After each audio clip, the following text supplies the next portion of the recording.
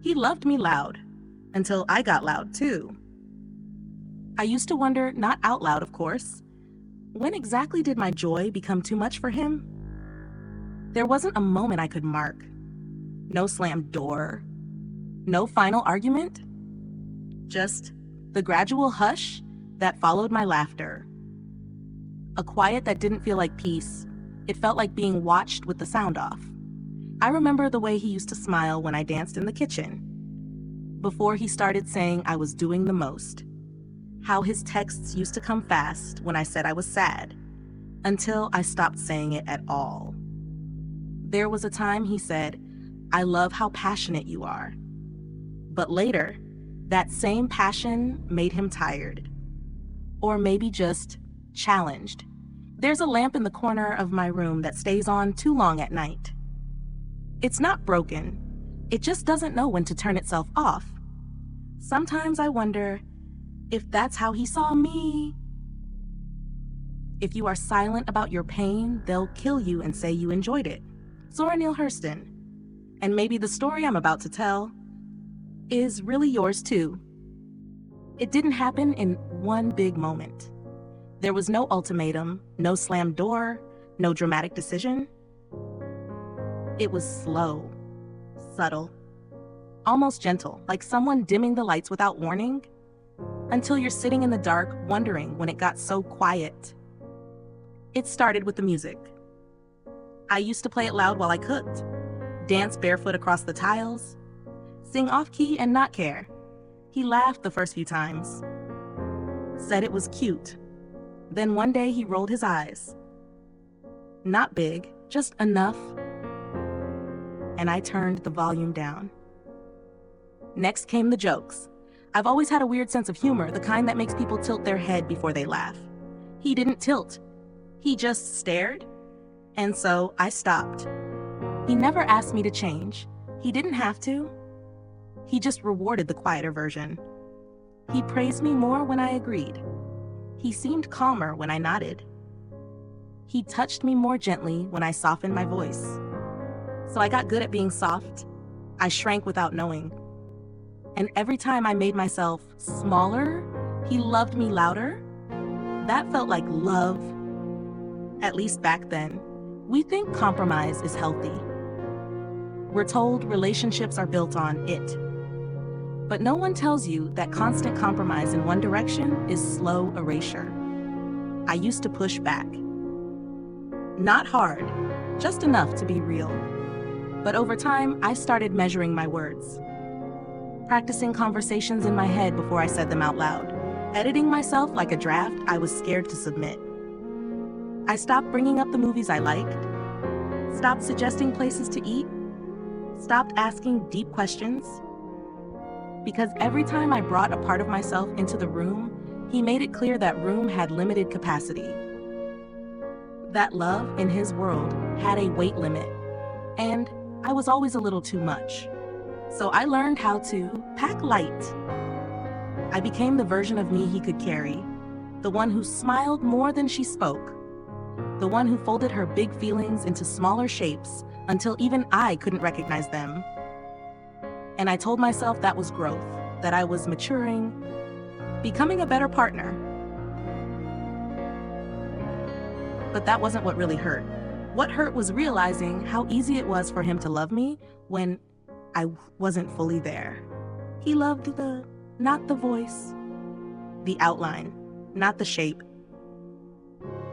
There were nights we sat on the same couch, our phones glowing like tiny moons in the dark. I'd be writing a note I'd never send. He'd be messaging people he used to know, or maybe people he wished he knew. Sometimes I'd say something, and he wouldn't even look up. Just mumble, like my words were background noisy, and the silence after was louder than anything before. I once read, "You don't have to be small to be loved. You only have to be yourself and brave enough not to apologize for it." Brianna Wiest. I screenshotted that quote, saved it to a folder I never opened again, because I wasn't brave. Not yet. Instead, I kept folding, kept shrinking, kept erasing parts of myself and calling it partnership, He called it balance. I called it love. But now I know it was survival, a version of me clinging to a relationship where I had to disappear to stay. He didn't yell, he didn't hit, he didn't cheat, and that confused me. Because abuse, to me, was always loud, obvious, traceable. But this was slow starvation, not of the body, but of the self. I remember once I looked at him across the table, his face lit by his phone, laughing at something I wasn't part of. And I realized I hadn't laughed in days. Not really. Not the kind that fills a room and shakes your shoulders. I didn't even remember what that sounded like in my own voice. So I tried, just once. I said something silly, something dumb and full of me. And he blinked, then smiled in that tight, embarrassed way people do when you're being too much in public, even though we were alone. That smile gutted me more than silence. Because it confirmed something I had suspected, my full self had become inconvenient. So I apologized, again. And he kissed my forehead, again.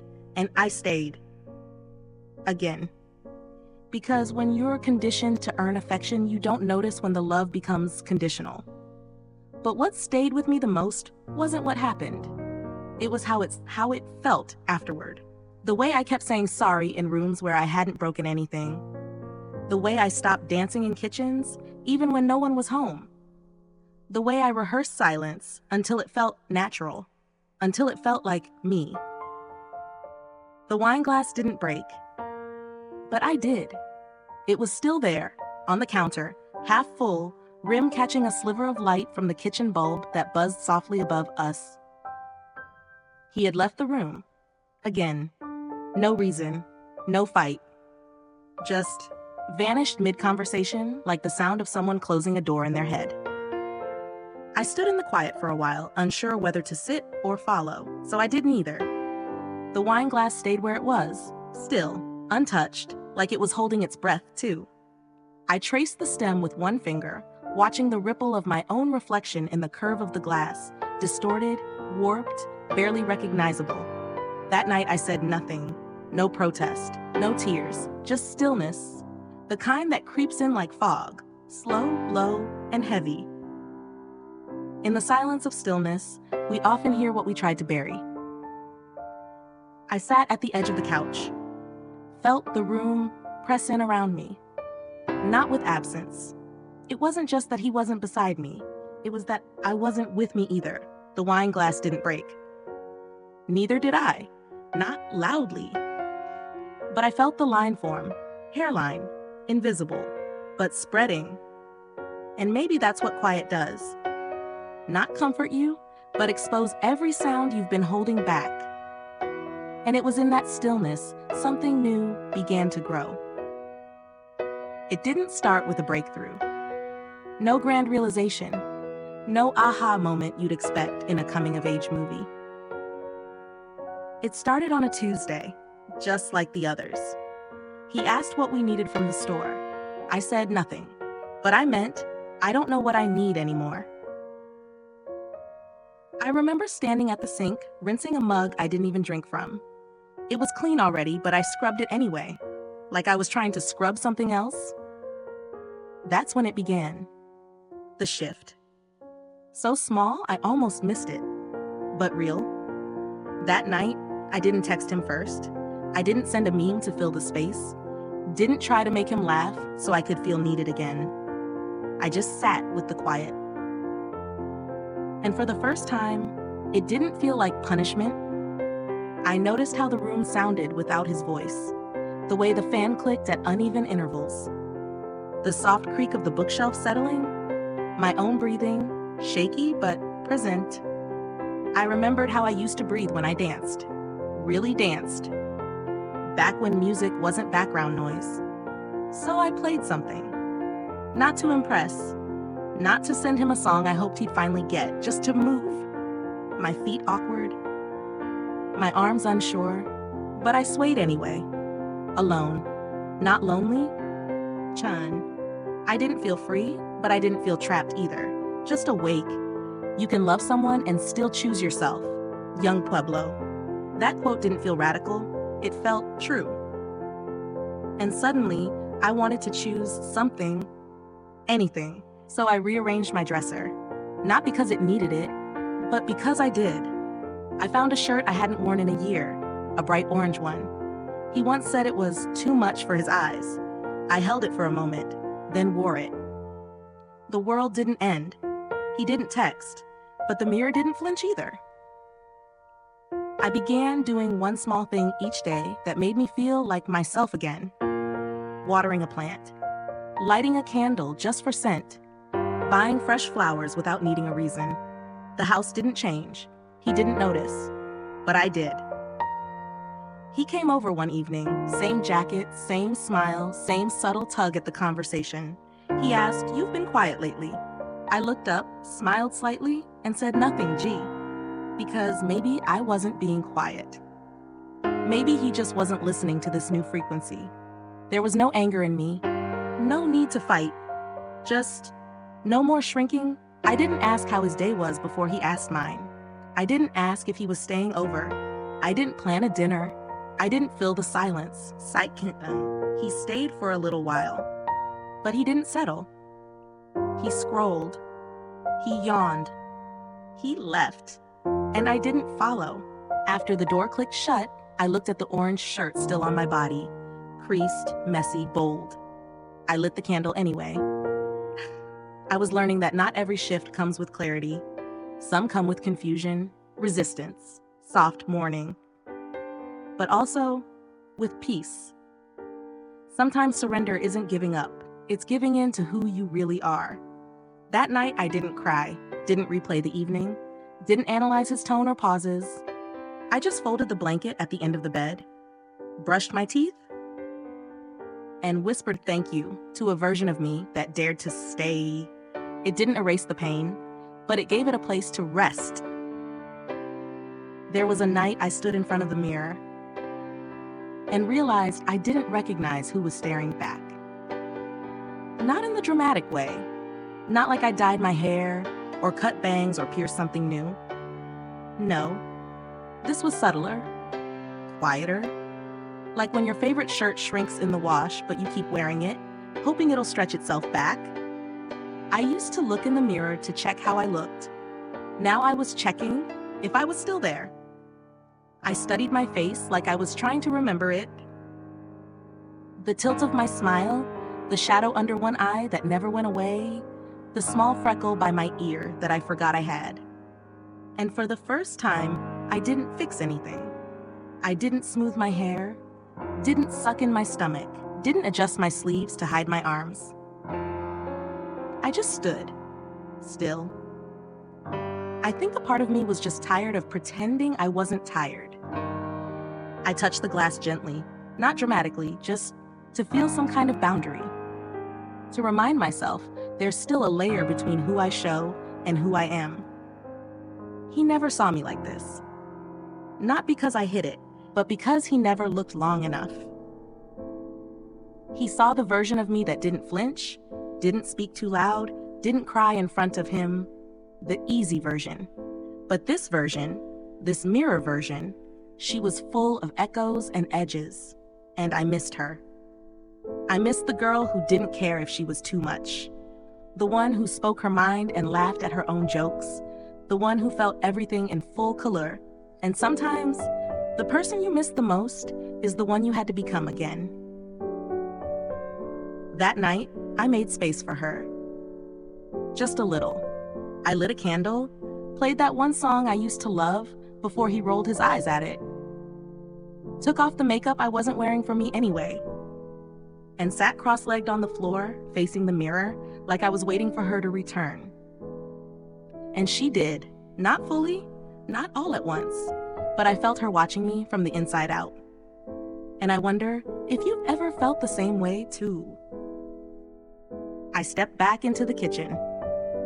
Same tile, same hum of the too bright lamp in the corner, same space that once made me question if joy was too loud to be welcome. But this time, I wasn't performing joy. I was simply home. I didn't bring music with me, just breath, just presence. and an old ceramic mug that never matched the set. The lamp was still glowing, the one he said made the room feel tired.